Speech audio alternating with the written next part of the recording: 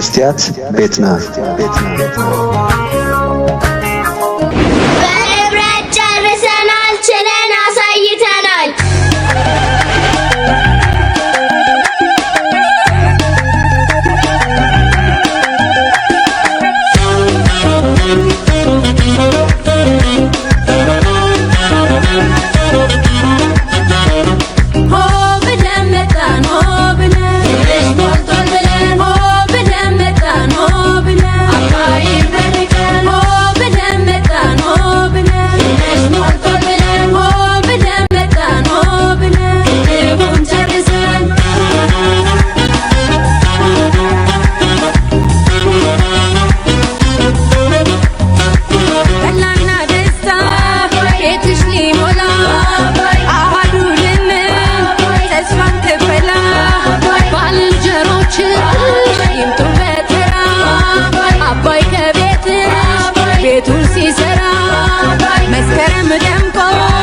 ደጅሽ ሲያበራ የዘመን ቁጭ ያብብ ያፈራ መጣ ዘመንሽ ዘመን ሲጠራ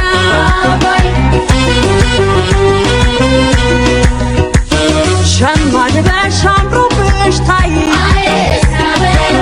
መድመቅሽ ነው ፈክተሽ ባይ ህልምሽ ሞልቶ ዛሬ ልን ዘመን መጣ ደሞ አባይ ከቤቱ ሲገባ ደምቆ ታጅቦ በአበባ የዘመንን ህልምን ፈተሽ አባይ ቀን ዛሬ ተገኘሽ ከብረሽ ቆይልኝ ከብረሽ ባደይ አበባ አምረሽ ለወዳጅ ዘመድ ተርፈሽ ኢትዮጵያ ኣብ ኣፍሪቃ ዝዓበየ ዲጋ ሃይድሮ ኤሌክትሪክ ተመረቃላ ብኣስታት $5 ቢልዮን ዝተሃንፀ ዓብዪ ናይ ሕዳሴ ዲጋ ኢትዮጵያ ልዕሊ 5,000 ሜጋዋይት ሓይሊ ኤሌክትሪክ ከመንጩ ተዳሊሎ መራሒ ኢትዮጵያ ኣብይ ኣሕመድ ኣብ ዋዜማ ስነ ስርዓት ምረቓ ዓብዪ ናይ ሕዳሴ ዲጋ መዝሙር ሃገራዊ ባንዴራ ኢትዮጵያ ኣብ ዝዝመረሉ ዝነበረ እዋን ክነብዕ ተራእዩ እቲ ዲጋ 1.78 ኪሎ ሜትር ኣብ ልዕሊ ሓደ ሰጣሕ ጎልጎል ዝዝርጋሕ ብራኽኡ 145 ሜትሮ ኮይኑ ብ11 ሚልዮን ሜትር ኩቢክ ኮንክሪት ዝተሃንፀ እዩ ኣብ ምረቓ ዓብዪ ናይ ሕዳሴ ዲጋ ዝተሳተፉ መራሕቲ ኣፍሪቃ ፕሬዚደንት ጅቡቲ ዑመር ገለ ፕሬዚደንት ደቡብ ሱዳን ሳልቫኪር ፕሬዚደንት ሶማል ሓሰን ሼክ ማሕሙድ ፕሬዚደንት ኬንያ ዊልያም ሩቶ ቀዳማይ ሚኒስተር በርቤዶስ ሚያ ሞትሊ ቀዳማይ ሚኒስተር እስዋቲኒ ሚሶ ድላሚኒ ኣቦ ወንበር ኮሚሽን ሕብረት ኣፍሪቃ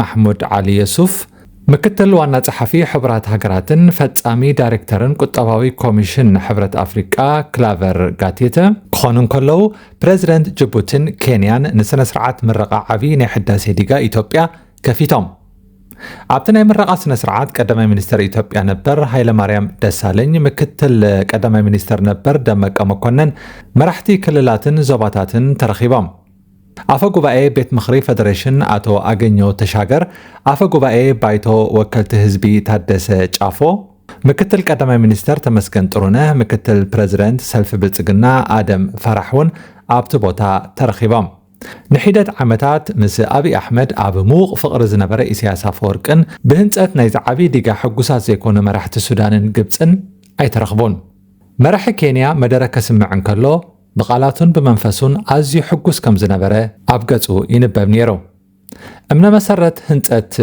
زعبي ديغا بخلت تشحن 11 عامة مهرات يتقميتو هنتتون مززام دما 14 عامتات وسيدو هنتت عبين حداس ديغا كابز الجمرات حيزو 333 بليون بر وصايتات كوينو كاب تقلالا وصايو 323 بر ويون 91 ميتاويت كاب بانك نقدي إثيوبيا استرخبو كوينو اتسترفت 9 ميتاويت دما كاب تساتفو حزبي استأكبي 18.9 بليون بر بإثيوبياوانن تولد إثيوبياوانن بزقربلهم مشط بوند 1.6 بليون بر كاب وصاي زركبو إثيوبياوان بمشط بوندن وهبتون زلقسو 3.2 بليون بر دما كاب وهبتو استأكبي اتقدب 13 تيرابايت هلو لعلى 5000 ميجاوات حيلي كمنجو دما تثبيت يقبر ن135 ሚልዮን ዝግመት ህዝቢ ኢትዮጵያ ዘድልዮ ቀረብ ፀዓት ከማል ጥራይ ዘይኮነ ነታ ሃገር ልዕልና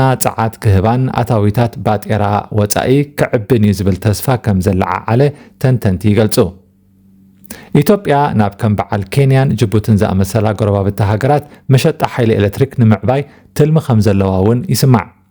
ብዘይካዚ ንቀይሕ ባሕሪ ሰጊሩ ናብ ከም በዓል ስዑድ ዓረብ ዝኣመሰላ ሃገራት ማእከላይ ምብራቕ ንምሻጥ ዝሕግዝ መርበብ መተሓላለፊ ሓይሊ ኤሌክትሪክ ንምህናፅ ትልሚ ከም ዘለዋ እውን ይዝረብ። ንግብፂ ግን እቲ ዲጋ ኣንጻር ተስፋን ህርፋንን ኢትዮጵያ ዝኸይድ እዩ። እቲ ዓብይ ዲጋ ዋሕዚ ማይ ናብቲ ሃገር ብሓያል መልክዑ ብምንካይ ሕፅረት ማይ ከስዕብ ይኽእል እዩ ዝብል ስግኣት ኣለዋ። ፈለግ ኒል ብክልተ ፈለጋት ዝቆመ ፈለግ እዩ፣ ሰማያውን ጻዕዳን ፈለግ። ሰማያዊ ፈለግ ኒል ምንጩ ካብ ጣና ኢትዮጵያ ኮይኑ 1450 ኪሎ ሜትር ምስ ተጓዕዘ ነቲ ካብ ጅንጃ ኡጋንዳ ዝነቐለ ጻዕዳ ፈለግ ኒል ኣብ ርእሰ ከተማ ሱዳን ኣብ ካርቱም ይረኽቦ። እቶም ክልተ ፈለጋት ሕብረት ፈጢሮም ከዓ ብሰሜን ሱዳን ኣቢሎም ናብ ግብፂ ይኣትዉ። ግብፂ ምድረበዳዊት ሃገር ስለ ዝኾነት ብዘይ ማይ ፈለግ ኒል ብትንፋሱ ክሓድር ዝኽእል ፍጡር የብላን። ስለዚ እዚ ማይ እዚ ንግብፂ ልዕሊ ኩለን ሃገራት የገድሳ። እቶም ካብ ኢትዮጵያን ኡጋንዳን ዝነቐሉ ክልተ ፈለጋት ኣብ መወዳእታ ናብ ማእከላይ ባሕሪ ይፈሱ። ሃገራት ሱዳንን ግብፅን ኣብ ገማግም እዞም ፈለጋት ናይ ልምዓት መደባት የካይዳ። ጥንታዊ ናይ ግብፂ ኣነባብራ እውን ኣብዚ ፈለግ ዝተመርኮሰ እዩ ነይሩ። ሰማያዊ ፈለግ ኒል ኣብ ኢትዮጵያ ብሩባ ኣባይ እዩ ዝፅዋዕ።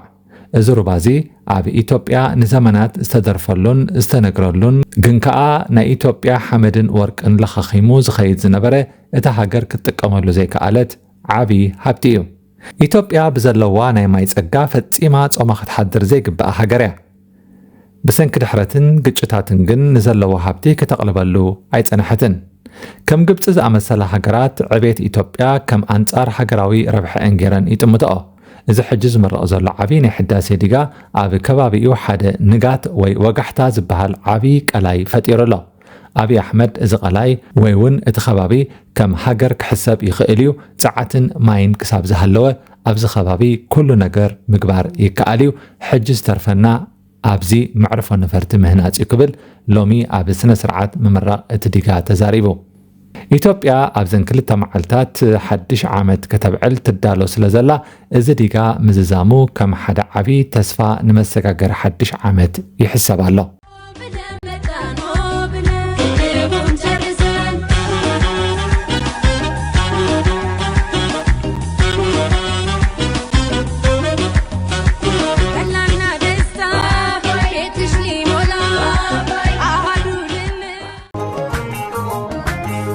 መስትያት ቤትና መስትያት ቤትና ንሐቀኛ ምስሊ ኤርትራ ንምንጽብራቕ ዝተፈላለዩ ጽሑፋት ተንቀሳቓሲ ምስልታትን ቃለ መሕትታትን ሒዛ ብዘካርያስ ክብረኣብ እናተዳለወት እትቐርብ መደብ እያ።